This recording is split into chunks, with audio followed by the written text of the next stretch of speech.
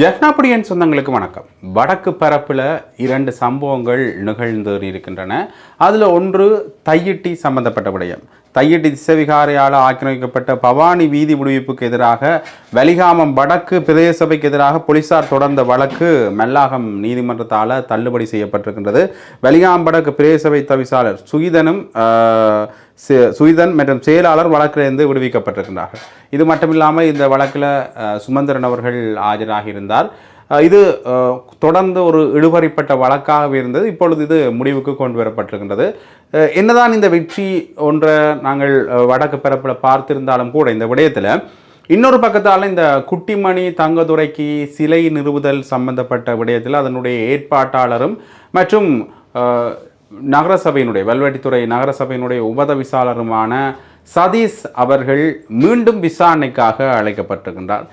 ஏற்கனவே நேற்றைய தினம் இந்த வழக்கு முழுமையாக விடுவிக்கப்பட்டிருந்த இந்த 14 நாள்கள் தடை விதிக்கப்பட்டிருக்கிறது. ஏலவே அந்த தடை சம்பந்தமான முக்கியமான ஆதாரங்களை போலீசார் சமர்ப்பிக்கல என்ற காரணத்தினால அந்த தடை நீக்கப்பட்டிருந்தது. அப்போ அந்த தடை நீக்கப்பட்ட பிறகு நேற்றைய தினம் அதே மாலை நேர பகுதியிலேயே அவருக்கான நோட்டீஸ் அறிவித்தல் வழங்கப்பட்டிருந்தது. கிளிநொச்சியில் இந்த விடயங்களுக்கு விசாரணைக்காக வரணும். இதற்கான காரணம் என்னென்னா, இந்த சிலை கிளிநொச்சியில் இருக்கிற ஒரு ஆசாரி ஒருவரால் தான் செய்யப்பட்டது. அந்த ஆசாரி வீட்டில் இருந்து 14 நாட்களுக்கு அவர் செய்த இடத்திலிருந்து 14 நாட்களுக்கு வெளியில் கொண்டு செல்வதற்கான தடை விதிக்கப்பட்டிருந்தது. அது தொடர்பான விசாரணை கிட்டத்தட்ட 5 மணி நேரங்கள் நடைபெற்றிருந்தது. நாளைய தினம் இவர் நீதிமன்றத்தில் ஆஜராகணும், கிளிநொச்சி நீதிமன்றத்தில் ஆஜராகணும் என்ற விஷயமும் பெரிய அளவில் பேசப்பட்டிருக்கின்றது. ஆக ஏதோ ஒரு விடயத்தில் இந்த சிலை நிறுவுதலுக்கு மீண்டும் மீண்டும் தடை ஏற்படுத்தக்கூடிய ஒரு சம்பவம் நிகழ்ந்தேறி கொண்டிருக்கிறத காணக்கூடிய மாதிரி இருக்கிறது. என்னதான் முன்னைய அரசாங்கத்தில் இருந்த மாதிரி நாங்கள் இல்லை என்ற ஒரு விடயத்தை இந்த அரசாங்கம் சொல்லாலும் கூட ஏதோ ஒரு வகையில் இந்த இனவாத செயல்பாடுகளை மீண்டும் முன்னெடுக்கிற மாதிரியான ஒரு போக்கை இந்த அரசாங்கம் காட்டி கொண்டிருக்கோம். ஏனெண்டா இந்த விஷயத்தை தொடர்ந்து நாங்கள் பார்க்கின்ற பொழுது இவர்கள் தங்களுடைய தேர்தல் பிரச்சாரங்களுக்காக இந்த விடுதலை புலிகள் அமைப்பினர் சார்ந்த விஷயங்களை பயன்படுத்தினார்கள். சிலை வைக்கப்படும் என்றார்கள், அதுக்கு பிறகு மண்டபம் கட்டப்படும் என்றார்கள். அந்த தேர்தல் காலங்கள் எல்லாம் முடிஞ்ச பிறகு அவை வெறுமனே காற்றில் எழுதப்பட்ட வாசகங்களாக இருக்கின்றதோ என்ற கேள்வி இருந்தது. சரி, அதுக்கும் தங்களுக்கும் சம்பந்தமே இல்லை என்ற ஒரு விடயத்தையும் குறிப்பிட்டிருந்தார்கள். அது பெரிய அளவு விமர்சனமானது. அவர்களுடைய அந்த சின்னங்களோட கட்சியினுடைய சின்னங்களோட வந்த விடயங்கள் எல்லாம் எங்களுடையது அல்ல என்று அவர்கள் சொல்கின்ற அளவுக்கு இருக்கின்றதா என்ற விமர்சனமும் பெரிய அளவு பேசப்படுறது. அதற்கு பிறகு இப்படியான சில நிகழ்வுகள், சங்கீத்தினுடைய சிறையாக இருக்கட்டும், அதற்கு பிறகு குட்டிமணி தங்கதுரை அவர்களுக்கு சிலை நிறுவுவதிலே தொடர்ந்து தடங்கள் ஏற்பட்டதாக இருக்கட்டும், என்னதான் சுயாதீன நிறுவனங்களை இது செய்திருந்தாலும் கூட இதற்கு பின்னால் யாரும் இருக்கின்றார்களோ ஒரு உந்து சக்தியாக இந்த அரசாங்கத்திலேயும் இப்படியான நிகழ்வுகள் நடக்கின்றதோ என்கின்ற ஒரு கேள்வி பலர் மத்தியிலேயும் எழுந்திருக்கின்றது. ஒரு பெரிய அளவிலான விமர்சனமாகவும் இந்த அரசாங்கத்தை நோக்கி இது பாய்ந்திருக்கின்றதுன்னு தான் சொல்லுவோம். சரி, இது இவ்வாறு இருக்க இன்னொரு முக்கியமான விடயம் தொடர்பாகவும் நாங்கள் பார்க்கணும். அதுதான் இந்த உயிர்த்த தாக்குதல் சம்பந்தப்பட்ட விடயங்கள். உயிர்த்த தாக்குதல் சம்பந்தப்பட்ட விடயத்தில் இருவருக்கான மரண தண்டனை விதிக்கப்பட்டிருந்தது. முன்னை நாள் போலீஸ் மாதிபர் பூஜித் ஜெயசுந்தர மற்றும் முன்னை நாள் பாதுகாப்பு செயலாளர் கேமஸ்ரீ பெர்னாண்டோ. இப்போ இவர்களுக்குரிய இந்த மரண தண்டனை விதிக்கப்பட்ட பிறகு பெரிய அளவிலான விமர்சனங்கள் பொதுஜன பிரமுன அணியிட்டேருந்து வந்திருந்தது. அப்போ அவர்கள் ஒரு விதத்தில் அனுதாபத்தையும் இன்னொரு விதத்தில் எதிர்ப்பலைகளையும் தெரிவித்திருந்தார்கள். அதை மட்டுமில்லாமல் முன்னைய காலகட்டங்களில் பொதுஜன பிரமுனோட இயங்கின இப்பொழுது நாடாளுமன்ற உறுப்பினராக இருக்கின்ற சாமர சம்பத் தசாநாயக் அவர்கள் ஒரு விமர்சனத்தை முன்வைக்கின்றார். இந்த அரசாங்கம் சார்பில் ஒரு விமர்சனத்தை முன்வைக்கின்றார். ஏண்டா, இந்த ஜனாதிபதி அனுரகுமார் திசாநாயக்க அவர்கள் ஒரு கையொப்பத்தை இட்டால் இந்த 2 பேரையும் தூக்கில் இடுறதுக்கான வாய்ப்புகள் கூட இருக்கின்றது. அப்படி ஜனாதிபதி அனுரகுமார் திசாநாயக்க அவர்கள் செய்தார் என்றால் இன்னும் பெரிய அளவிலான மக்கள் விளம்பரப்படுத்தல் அவருக்கு இருக்கு. ஆக மக்கள் மத்தியில் ஒரு பிரபலியமானதுக்காகத்தான் இவர் இந்த விடயங்களை செய்து கொண்டிருக்கின்றார் என்கிற பொருள்பட சாமர சம்பத் தசாநாயக் அவர்கள் ஒரு விமர்சன நோக்கத்தில் முன்வைத்திருக்கின்றார். இதில் ஒரு விடயத்தை முன்வைக்கிறார் என்றால், இந்த விமர்சனத்தை மட்டும் இல்லை, இந்த குறிப்பிட்ட இந்த உயிர்த்த தாக்குதல் நடத்தினது முஸ்லீம் ஒருவர். கிட்டத்தட்ட இவரையும் ஒரு இனவாதமாகத்தான் பார்க்கிறார். முஸ்லீம் சிங்களவர்கள் என்ற ஒரு இனவாதத்தை இங்கே கொண்டாடுறார். ஆனால் பாதிக்கப்படுறது சிங்களவர்.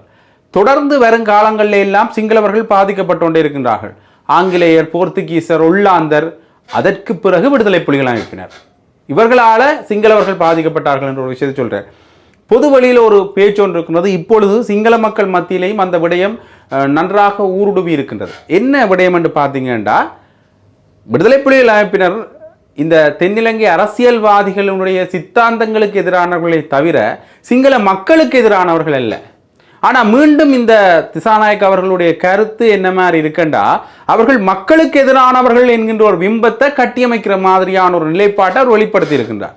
விடுதலை புலிகள் அமைப்பினரும் சிங்களர்களுக்கு எதிரான செயல்பாடுகளை செய்தார்கள் என்கின்றதை அவர் நிறுவுவதற்கு முயற்சிக்கின்றாரோ, இது மீண்டும் ஒரு இனவாதத்தை கொண்டு வருகின்றதோ என்ற ஒரு கேள்வி ஒன்று எழுந்திருக்கின்றது. அது மட்டும் இல்லாமல் இந்த அரசாங்கத்தை விமர்சிக்கணும் என்று வருகிறவர்கள் எல்லாருமே தொடர்ந்து விடுதலை புலிகள் அமைப்பினர் எடுத்துக்கொண்டே வருகின்றார்கள். ஏனென்றால் பொதுஜன பெரமுனவை ஒரு பெரிய அளவில் காட்டணும், மீண்டும் பொதுஜன பெரமுனவுக்கான ஒரு அங்கீகாரத்தை நிறுவ வேண்டும் என்பதற்காகவே விடுதலை புலிகள் அமைப்பினர் இவர்கள் எடுத்துக்கொண்டு வருகின்றார்களோ, அல்லது அவர்கள் சார்ந்த விஷயங்களை கொஞ்சம் உள்ளுக்கு கொண்டு வந்து இவர்களை கொஞ்சம் மேம்படுத்த பார்க்கின்றார்களோ, இல்லை அரசாங்கத்தை விமர்சிக்க பார்க்கின்றார்களோ என்ற விடயம் இருக்கின்றது. அதே வரிசையில் ஜேவிபி என்ற ஒரு விடயத்தை சொன்னார். விடுதலை புலிகள் அமைப்பினர் வரிசையில் ஜேவிபியும் இப்பொழுது இந்த சிங்களவர்களுக்கு எதிரான நிலைப்பாடுகளை வெளிப்படுத்திக் கொண்டிருக்கின்றது. அதுதான் பூஜித ஜெயசுந்தர அவர்களுடைய விடயமும் கேமஸ்ரீ பெர்னாண்டோ அவர்களுடைய விடயமும். ஜனாதிபதி அன்ரோகுமார் நாயக் அவர்கள் ஒரு கையொப்பமிட்டால் இவர்களை தூக்கிடுறதுக்கும் தயாராகத்தான் இருக்கின்றார்கள் என்ற அடிப்படையில் அவர் பேசியிருக்கின்றார். இதுலேயும் அவர் இன்னொரு விஷயத்தை சொல்கிறாருன்னு பார்த்தீங்கன்னா, ஜேவிபியினரும் சிங்களவர்களுக்கு எதிரான செயல்பாடுகளை முன்னெடுக்கின்றார்கள்.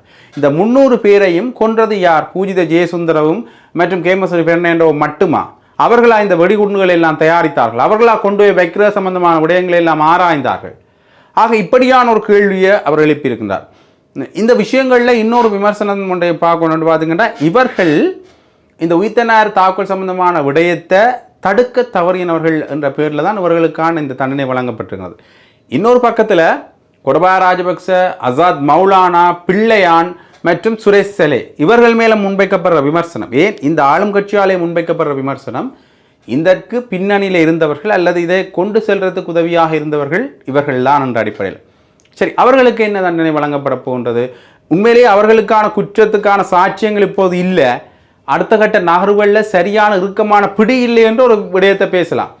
ஆனால் அந்த பிடி இருந்தால் அல்லது ஒரு சாட்சியங்கள் நிரூபிக்கப்பட்டால் அடுத்த கட்டமாக என்ன தண்டனை என்ற ஒரு கேள்வியும் இருக்கின்றது. இவர்களுக்கே மரண தண்டனை, அவர்களுக்கு என்ன தண்டனை என்றால், முன்னை நாள் போலீஸ் மாதிபருக்கு முதன்முறையாக மரண தண்டனை, அதே மாதிரி முன்னை நாள் ஜனாதிபதிகளுக்கு என்ன தண்டனை என்ற கேள்வி எழுகின்றது. இதில் மைத்திரிபால சிறிசேனா அவர்களுடைய பேரும் அடிபட்டிருந்தது. அவருடைய மகன் மனைவி தப்பி ஓடிவிட்டார்கள் என்ற ஒரு விஷயம் பேசப்படுகிறது. ஒரு நிகழ்வில் அவர் ஒரு சோகமான பாடலை பாடினார், அதில் மகள் சம்பந்தப்பட்ட பாடலும் இருந்தது என்ற மாதிரியான விஷயங்கள் எல்லாம் தொடர்ந்து இந்த அரசியல் பரப்பில் பேசப்படுகின்ற ஒரு விஷயங்களாகவே இருக்கின்றன.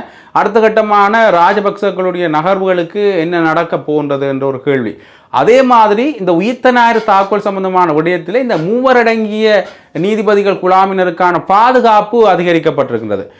அந்த அமர்வுக்கான பாதுகாப்பு அதிகரிக்கப்பட்டிருக்கின்றது. ஏனென்றா இரவு பகல் என்று இல்லாமல் தொடர்ந்து விசாரணைகள் நடைபெற்று கொண்டிருக்கிறதால இந்த 3 அடங்கிய இந்த நீதிபதிகளுக்கான பாதுகாப்பில் போலீசாருடைய இந்த மோட்டார் சைக்கிளில் இருக்கிற போலீசாருடைய பாதுகாப்பு அதிகரிக்கப்பட்டிருக்கின்றது. இதற்கான காரணம் என்று பார்த்தீங்கன்னா, இதை கொஞ்சம் துரிதப்படுத்துதல், விரைவுபடுத்தல், ஒரு நிலையான ஒரு ஒழுங்கான விசாரணை மூலமாக நடக்கணும், ஆனால் கொஞ்சம் விரைவாக நடக்கணும் என்ற அடிப்படையில் இதை பலப்படுத்தப்பட்டு தொடர்ந்து விசாரணைகள் நடைபெற்று வருவதை காணக்கூடிய மாதிரி இருக்கின்றது.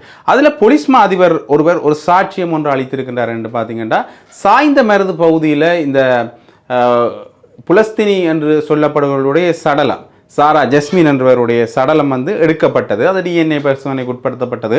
அது அவருடையதான் என்ற விஷயமும் அல்லது அவருடையது அல்ல என்ற இன்னொரு வகையான விமர்சனமும் யாருடைய ஆட்சியில் இருந்து வந்தால் கோடபாய ராஜபக்ச அவர்களுடைய ஆட்சியில் இந்த 2 வகையான கருத்துக்கள் நிலை வந்தன. ஆனால் கோடபாய ராஜபக்ச அவர்கள் இதை சாரா ஜஸ்மின் அவர்களுடைய சடலம் தான் என்றதை நிறுவுவதற்காக டிஎன்ஏ பரிசோதனைகளை 3வது முறை எடுக்க அழுத்தம் கொடுத்தார் என்கிற விமர்சனமும் பேசப்படுகின்றது. ஆக இந்த போலீஸ் மாதிபர் ஒருவர் இந்த விஷயம் தொடர்பாக ஒரு சாட்சியத்தை வழங்கியிருக்கின்றார். அந்த சாட்சியத்தில் அவர் என்ன விடயத்தை சொல்லியிருக்கிறார்னு பார்த்தீங்கன்னா, இந்த உயிர்த்தனார் தாக்குதலில் எடுக்கப்பட்ட சடலங்களில் சாரா ஜஸ்மின் அவர்களுடைய சடலம் இல்லை என்ற விஷயத்தை சொல்லியிருக்கார். அப்போ ஏற்கனவே சாரா ஜஸ்மின் அவர்கள் இறந்து விட்டார் என்று சொன்னது பொய்யா, அல்லது அவருடைய இந்த குறிப்பிட்ட சடலம் எங்கே இருக்கின்றது? அப்படி பொய்யில்லாட்டிக்கு அவர் இறந்திருந்தால் அந்த சடலம் எங்கே இருக்கின்றது என்ற ஒரு கேள்வி ஒன்று இருக்கின்றது. இதற்கு முதல் சிறி விக்ரமரத்ன அவர்கள் ஒரு வாக்குமூலம் வழங்கியிருந்தார் என்ற விஷயம் பேசப்படுகிறது. அந்த வாக்குமூலத்தில் சாரா ஜஸ்மின் அவர்களுடைய டிஎன்ஏ பரிசோதனை சம்பந்தமாக கோட்டபாய ராஜபக்ச அவர்கள் பெரிய அளவிலான அழுத்தங்களை கொடுத்தார். அந்த அழுத்தங்களில் ஒன்றாக எனக்கு இருந்தது என்னென்னு பார்த்தீங்கன்னா, டிஎன்ஏ பரிசோதனை 3வது முறையாக எடுக்கணும்.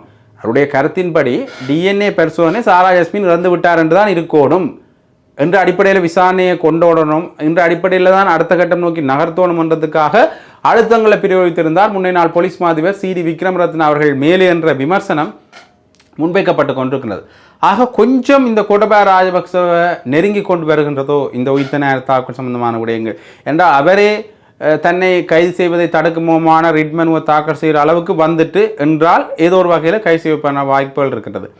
அது மட்டும் இல்லாமல் பசில் ராஜபக்சவுக்கான பிடியாணைகள் பிறப்பிக்கப்பட்ட பிறகு அண்மையில் கூட பாதுகாப்பு அமைச்சர் பொதுமக்கள் பாதுகாப்பு அமைச்சர் ஆனந்த விஜயபால் அவர்கள் பேசுகின்ற பொழுது நாங்கள் சிவப்பு நீல அறிக்கைகளை நாங்கள் விட்டுட்டோம். இப்பொழுது அவர் ஒரு விஷயத்தை முக்கியமாக சொல்லியிருக்காரு என்று பார்த்தீங்கன்னா, அமெரிக்காவினுடைய அரசாங்கத்தை நாங்கள் பேசி அந்த நீதிமன்ற அமர்வுகளினூடாக அமெரிக்காவினுடைய நீதிமன்ற அமர்வுகளினூடாக இன்டர்போலினுடைய கட்டளையின் பிரகாரம் நாங்கள் பசில் ராஜபக்சவை இங்கே கொண்டு வருவதற்கான நடவடிக்கைகளை மேற்கொண்டிருக்கின்றோம் என்ற விஷயத்தை சொல்கிறார். இதில் 2 விஷயம் ஒன்று வருது. என்னென்னா, அடுத்த கட்டமாக அவர் கொண்டு வரப்பட்டால் யார் முதலாவது கைது? கோட்டபாய ராஜபக்சனுடைய கைது பேசப்படுகின்றது, நடக்குமா நடக்கலையான்றது நீதிமன்றம் தான் முடிவு பண்ணணும். அதே மாதிரி பசில் ராஜபக்சவுக்கு பிடியான பிறப்பிச்சாச்சு, இங்கே வந்தால் கைது என்ற நிலைமையில் தான் இருக்கு. அதாவது பசில் ராஜபக்ச அவர்கள் விமான நிலையத்துக்கு வந்து இறங்கினோன்னே, கட்நாயக்க விமான நிலையத்துக்கு வந்து இறங்கினோன்னே கைது என்ற நிலைமையில் தான் இருக்கின்றது. அப்போ எப்படியாக இதை கொண்டு நகர்த்த போகின்றார்கள் என்ற கேள்வி ஒன்று இருக்கின்றது. ஆனால் இதில் இன்னொரு வகையில் பார்க்க பார்த்தீங்கன்னா, இந்த முன்னை நாள் ஜனாதிபதி இல்லாத சிலரையே அவர்கள் இன்னுமே கொன்றில்லை. அதாவது இந்த மத்திய வங்கி பிணைமுறி மோசடி வழக்கு சம்பந்தமான விடயத்தில் அர்ச்சுனா மகேந்திர அவர்களை கொண்டு வருவோம் என்று சொல்லியிருந்தார்கள், இன்னுமே கொண்டு வரவில்லை. அவருக்கு ஒரு பெரிய பதவி வழங்கப்பட்டதால் கொண்டு வர்றது கடினம் என்ற விஷயங்களை சொல்லியிருந்தார்கள். அதே மாதிரியான ஒரு கதையாகத்தான் பசில் ராஜபக்சனுடைய கதையும் போகிறதா என்ற கேள்வி ஒன்று அமைந்திருக்கின்றது. ஆக ஒரு சிக்கல் நிலைமைக்குள் தான் இவர்கள் இருக்கின்றார்கள். அதே மாதிரி ராஜபக்சர்களுடைய சில வழக்குகளும் மீள விசாரணைக்கு உட்படுத்தப்படுகின்றது. ராஜபக்சர்கள் மட்டுமில்லை, ராஜபக்சர்களுக்கு முன்னைய நாள்கள் உதவியவர்கள் அமைச்சர்களாக இருந்தவர்கள் ஜோன்சன் பெர்னாண்டோடைய 5 வழக்குகள் மீள எடுத்துக்கொள்ளப்பட்டு விசாரணை நடத்தப்பட வேண்டும் என்ற விஷயங்கள் பெரிய அளவில் பேசப்பட்டிருக்கின்றது. அதே மாதிரியான ஒரு நிலைப்பாடு தான் ஜோசிய ராஜபக்ச வெளிநாடு போவதற்கான ஒரு விடயத்தை கேட்டிருந்தார். அதுவும் நிராகரிக்கப்பட்டிருக்கின்றது மேன்முறையீட்டு நீதிமன்றத்தால். அவர் மேன்முறையீடு செஞ்சது நிராகரிக்கப்பட்டிருந்தது. மீண்டும் உயர் நீதிமன்றத்திலையும் இந்த விஷயங்கள் பேசப்படுகிறது. உயர் நீதிமன்றத்திலையும் அந்த பயணத்தடை தொடர்ந்து நீடிப்பதற்கான விடயங்கள்லாம் உள்வாங்கப்பட்டிருந்தது. ஆகவே அவருடைய பயணத்தடையும் அப்படியே இருக்கின்றது. இனி வெளிநாடு செல்வதற்கான வாய்ப்புகளும் இல்லை என்ற ஒரு வர்த்தகம் சார்ந்த விஷயத்துக்கு தான் அவர் வெளிநாடு செல்லணும் இருந்தார். அதுவும் இல்லாமல் போய்விட்டது. ஆக ஒரு இறுக்கமான வலயத்துக்குள்ள ராஜபக்ச குழாமினர் வந்துட்டார்கள் என்பது ஓரளவுக்கு தெளிவாகின்றது. இன்னொரு விஷயம் சமூக பரப்பில் பேசப்பட்டு கொண்டிருக்கிறது என்னென்னா, இந்த சிறைச்சாலை கலவரங்கள் நடந்த பிறகு சிறைச்சாலைகளுடைய அளவை விரிவுபடுத்துறதுக்காக ஒரு முயற்சி ஒன்று எடுக்கப்பட்டது. 2 முயற்சிகள் எடுக்கப்பட்டிருந்தது. ஒன்று இந்த போம்பர பழைய சிறைச்சாலைகளை புனர்நிர்மாணம் செய்கிறது. அடுத்தது தடுப்பு காவலில் வைக்கிறது, வீட்டு தடுப்பு காவல்லையே வைக்கிறது. இந்த வீட்டு தடுப்பு காவல் வந்தா பிறகு முன்னை நாள் அரசியல்வாதிகளுக்கு கொஞ்சம் பயம் வந்து விட்டது. சில ரகசிய கலந்துரையாடல்களை மேற்கொள்கின்றார்கள் என்றால், ஒருவேளை இந்த விஷயம் கொஞ்சம் இலகுவாக அமைந்தால் அரசியல்வாதிகளுக்கு அல்லது முன்னை நாள் ஜனாதிபதிகளுக்கு இந்த வீட்டுக்காவல் வைக்கிறது இலகுவாக இருக்குமோ, சட்டத்தின் பிரகாரம் சில விஷயங்களை இலகுவாக்குறதுக்காக இது அமைச்சரவை அங்கீகாரத்தோடு வந்திருக்கோ என்ற வகையிலையும் பேசப்படுகிறது. கொஞ்சம் பீதியாக இருக்கின்றார்கள், பயத்தோடு இருக்கின்றார்கள் என்றுதான் இந்த ராஜபக்ச குழாமினர் மேலான விடயங்கள் பேசப்படுகின்றது. பார்க்கலாம், தொடர் கைதுகள் பரபரப்பை ஏற்படுத்துது. அது மட்டும் இல்லாமல் தொடர் கைது இடம்பெற போகின்றது என்று அவர்கள் சொல்கிற விஷயம் கூட பரபரப்பை ஏற்படுத்துது. ஆனால் இவையெல்லாம் சரியான விசாரணையினூடாக தண்டனையை நோக்கி நகர்த்தப்பட வேண்டும். அதுதான் மக்களுடைய அவாவாகவும் இருக்கின்றது.